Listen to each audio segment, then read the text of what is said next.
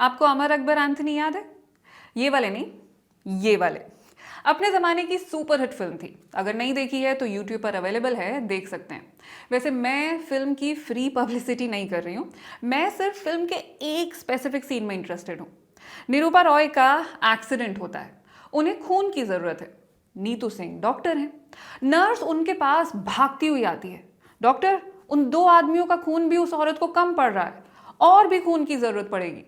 नीतू सिंह सोच में पड़ जाती हैं कि इस टाइम और खून कहाँ से मिलेगा। वो ऋषि कपूर से पूछती हैं, अकबर तुम्हारा खून भी तो आरएच का है ना, थोड़ा सा दे दो। एक मिनट, ये आरएच का खून कौन सा होता है? ये कौन सा ब्लड ग्रुप है? कभी आपके पास कोई व्हाट्सएप फॉरवर्ड आया है कि किसी को बहुत अर्जेंटली आरएच के खून की ज़रूरत है? नमस्कार, मैं हूँ ईशा, आप देख रहे हैं सेहत टॉक। तो चलिए आज समझते हैं ब्लड ग्रुप्स को।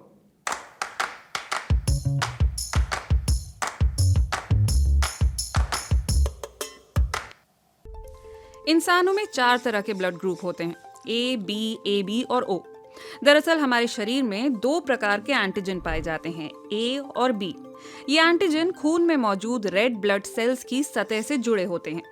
तो अगर आपके शरीर में एंटीजन ए है तो आपका ब्लड ग्रुप ए होगा, एंटीजन बी है तो ब्लड ग्रुप बी, दोनों हैं तो ब्लड ग्रुप ए बी होगा, और दोनों में से कोई भी नहीं है तो ब्लड ग्रुप ओ होगा। ये बेसिकली 0 है, जिसे ओ कहा जाता है। हमारी प्रतिरोधक प्रणाली यानी इम्यून सिस्टम को अच्छी तरह पता होता है कि हमारी रक्त कोशिकाओं या आरबीसीज की बनावट कैसी है। तो अगर ब्लड ट्रांसफ्यूजन के दौरान गलत ब्लड ग्रुप चढ़ा दिया जाए तो शरीर उसे एक्सेप्ट ही नहीं करेगा।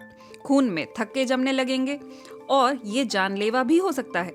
दुनिया भर में सबसे ज्यादा पाया जाने वाला ब्लड ग्रुप ओ है। भारत में तो करीब 35% लोग ओ पॉजिटिव हैं। सबसे कम देखने को मिलता है बी और ए बी। वैसे इन ए बी ओ के अलावा और भी कई कॉम्प्लिकेटेड चीजें होती हैं, लेकिन मोटे तौर पर जरूरी है ए बी ओ का खेल समझना और ये जानना कि आपका आरएच फैक्टर क्या है, ताकि जब कोई आपको खून दे तो आपकी बॉडी उसे एक्सेप्ट भी कर सके, आपका इम्यून सिस्टम उस पर हमला ना बोल दे। RH मतलब आपका ब्लड ग्रुप पॉजिटिव है या नेगेटिव। यानी अगर आप O पॉजिटिव हैं तो आपका RH फैक्टर पॉजिटिव है, अगर आप O नेगेटिव हैं तो आपका RH फैक्टर नेगेटिव है। तो वो जो नीतू सिंह ने ऋषि कपूर से पूछा था ना, अकबर तुम्हारा खून तो RH का है ना, ये कहाँ की साइंस है? कौन से डॉक्टर से कंसल्ट करके ये डायलॉग लिखा था, ये तो स्क्रिप्ट राइटर्स को ही पता होगा। बहरहाल RH को थोड़ा समझ लेते हैं। RH फैक्टर मतलब रेसिस फैक्टर होता क्या है? ये एक तरह का प्रोटीन होता है जो आरबीसीज यानी रेड ब्लड सेल्स की सरफेस पर मिलता है। आप RH पॉजिटिव हैं मतलब आपके शरीर में ये प्रोटीन है, RH नेगेटिव हैं मतलब आपके शरीर में ये प्रोटीन नहीं है। ज़्यादातर लोगों में ये प्रोटीन होता है, इसलिए अधिकतर लोग आपको पॉजिटिव ही मिलेंगे। हालांकि नेगेटिव होने का मतलब ये नहीं है कि आप किसी भी तरह से अबनॉर्मल हैं या कोई बीमारी है आपको। डिफाइन कैसे होता है ये? अगर माता पिता दोनों पॉजिटिव हैं तो बच्चा भी पॉजिटिव होगा, इसी तरह दोनों नेगेटिव हैं तो बच्चा भी नेगेटिव होगा। हाँ, अगर दोनों में से कोई एक पॉजिटिव और कोई एक नेगेटिव है तो बच्चा पॉजिटिव या नेगेटिव कुछ भी हो सकता है। अब दिक्कत तब आती है जब माँ RH नेगेटिव हो और कोख में पल रहा बच्चा RH पॉजिटिव हो। तो जैसे कि मैंने आपको अभी कुछ देर पहले बताया, ऐसे में इम्यून सिस्टम इसे खतरा समझकर अटैक करना शुरू कर देगा। ये बहुत ही सीरियस प्रॉब्लम है, क्योंकि ऐसे में बच्चे की जान भी जा सकती है। इससे बचने के लिए डॉक्टर कुछ खास किस्म के इंजेक्शन देते हैं। प्रेगनेंसी के दौरान आपके कुछ एक्स्ट्रा चेकअप्स किए जाते हैं ताकि जच्चा और बच्चा दोनों सुरक्षित रहें। चलिए RH को थोड़ा सा ब्रेक देते हैं और निरूपा रॉय पर लौटते हैं। मेरा मतलब है, अगर खून बहुत बह जाए, बहुत ज़्यादा चोट लग जाए तो क्या करना चाहिए? छोटी मोटी चोट लगने पर घबराने की कोई बात नहीं होती, लेकिन हाँ, ये भी पता होना चाहिए कि कौन सी चोट की मरहम पट्टी आप खुद कर सकते हैं और कौन सी चोट के लिए डॉक्टर के पास जाना जरूरी है। सबसे अधिक चोटें लगती हैं बच्चों को। ऐसे में सबसे पहले तो आप खुद साबुन से अपने हाथ धोएं, ताकि आपके हाथ से कहीं किसी भी तरह का कोई इन्फेक्शन ना हो जाए।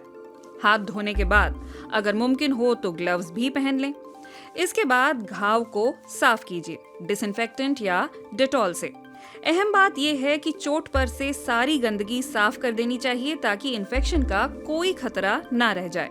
इसके बाद छोटी चोट है तो बैंडेड और बड़ी है तो उस पर पट्टी लगाएं। और हाँ, चोट पर फूंक मत मारिए। बच्चों को सहलाते हुए हम अक्सर बिना सोचे समझे फूंक मारने लगते हैं। ऐसा नहीं करना है। कुछ लोगों को यह भी लगता है कि घाव को हवा लगानी चाहिए, खुला छोड़कर चोट जल्दी भरती है। जी नहीं, ऐसा नहीं होता। पट्टी इसलिए की जाती है ताकि चोट हवा में मौजूद बैक्टीरिया और वायरस के संपर्क में ना आए। और हवा में कितने वायरस होते हैं ये तो हमें पैंडेमिक ने बता ही दिया है ना? कुछ लोगों को तो ये भी लगता है कि डिसइंफेक्टेंट ना हो तो अल्कोहल से घाव साफ कर लो। फिल्मों में हीरो ऐसा करता है, लेकिन आप ना करें। इससे फायदा कम, नुकसान ज्यादा होगा।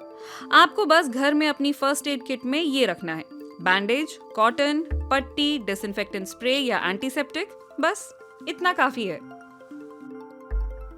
और डॉक्टर से टेटनस का इंजेक्शन भी जरूर लगवा लें। 10 साल में एक बार ये इंजेक्शन लगवा लेना चाहिए। दुनिया के ज्यादातर देशों से ये बीमारी खत्म हो चुकी है, लेकिन भारत आज भी वो देश है जहां टेटनस के कारण सबसे ज्यादा जानें जाती हैं। और अगर आपका खून इतना ज्यादा बहा हो कि आपको ब्लड ट्रांसफ्यूजन की जरूरत पड़े तो अमर अकबर एंथनी वाले हॉस्पिटल में बिल्कुल मत जाइएगा। यहाँ तीनों हीरो खून दे रहे हैं और तीनों का खून एक साथ एक बॉटल में कलेक्ट हो रहा है और वहां से डायरेक्टली माँ की नसों में पहुंच रहा है। इतना ही नहीं, ये ग्रेविटी को डिफाई करता हुआ इन लंबी लंबी पाइप से होता हुआ ऊपर भी जा रहा है। मतलब सीरियसली ये चल क्या रहा है? वैसे साइंस के लिहाज से तस्वीर वाकई एक मीम है, लेकिन इसके पीछे जो सोशल मैसेज है वो कितना प्यारा है ना। 3 अनजान लोग, अमर, अकबर, एंथनी, एक अनजान औरत की मदद कर रहे हैं। तीनों के पीछे जो खिड़कियां हैं, अगर उधर देखेंगे तो अमर के पीछे मंदिर, अकबर के पीछे मस्जिद और एंथनी के पीछे चर्च भी दिख जाएगी। और तीनों मिलकर खून देकर जिसकी जान बचा रहे हैं वो उनकी माँ है, भारत माँ। कमाल का सिंबॉलिज्म है ना। खैर, आपने अगर कभी किसी को खून दिया है तो मुझे बताइएगा ज़रूर कमेंट करके। मैं मिलूंगी आपसे अगली बार अगले एपिसोड में। क्या देखना चाहेंगे इस सीज़न में, आप क्या क्या जानना चाहेंगे, बताइएगा ज़रूर। नमस्कार।